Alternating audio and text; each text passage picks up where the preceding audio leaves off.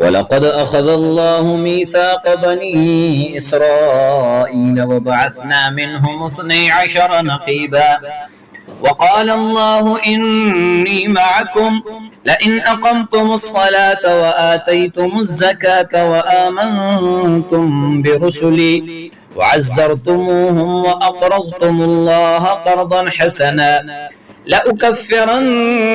عنكم سيئاتكم ولأدخلنكم جنات تجري من تحتها الأنهار فمن كفر بعد ذلك منكم فقد ضل سواء السبيل فبما نقضهم ميثاقهم لعناهم وجعلنا قلوبهم قاسية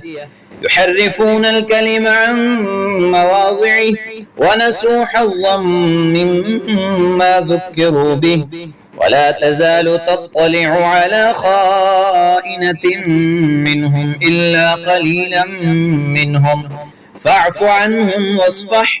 إن الله يحب المحسنين ومن الذين قالوا إنا نصارى أخذنا ميثاقهم فنسوا حظا مما ذكروا به فأغرينا بينهم العداوة والبغضاء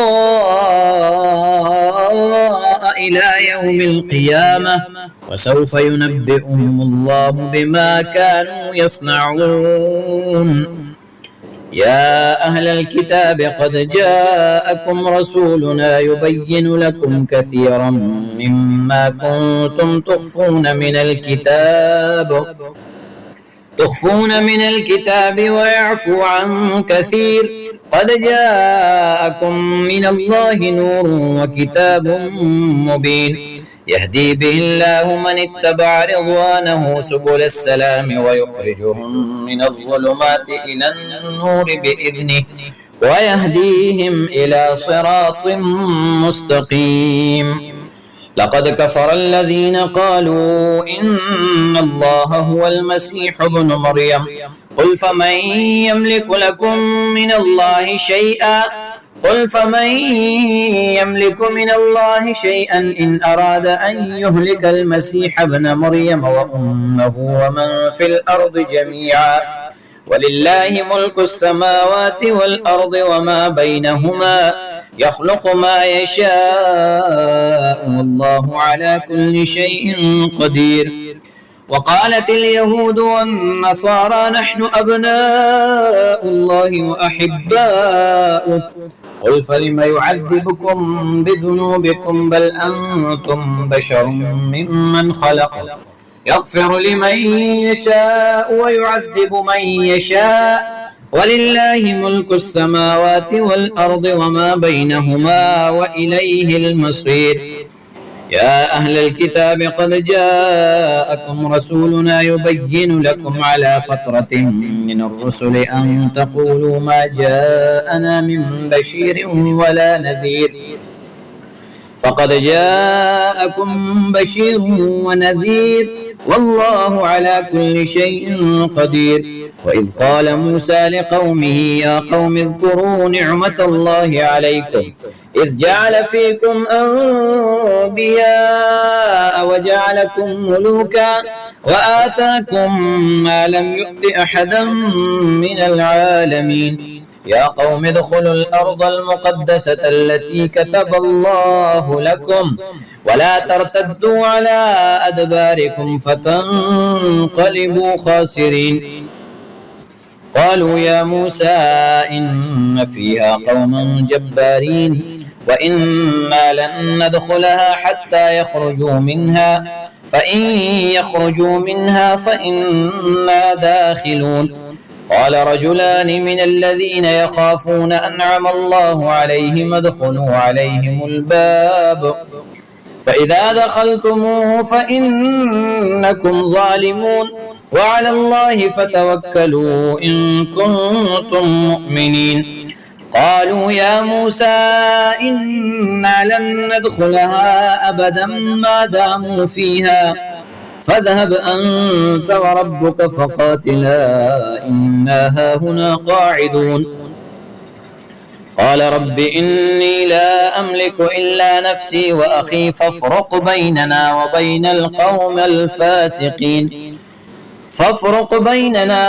القوم الفاسقين قال فإنها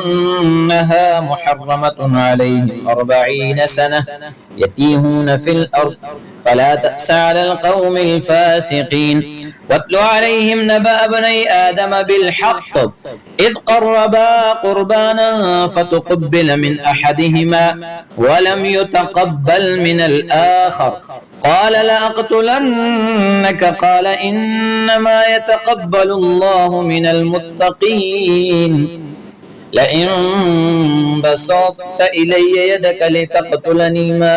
أنا بباسط يدي إليك لأقتلك إني أخاف الله رب العالمين إني أريد أن تبوء بإثمي وإثمك فتكون من أصحاب النار وذلك جزاء الظالمين فطوعت له نفسه قتل أخيه فقتله فأصبح من الخاسرين فبعث الله غرابا يبحث في الأرض ليريه كيف يواري سوءة أخيه قال يا ويلتى أعجزت أن أكون مثل هذا الغراب فأواري سوءة أخي فأصبح من النادمين من أجل ذلك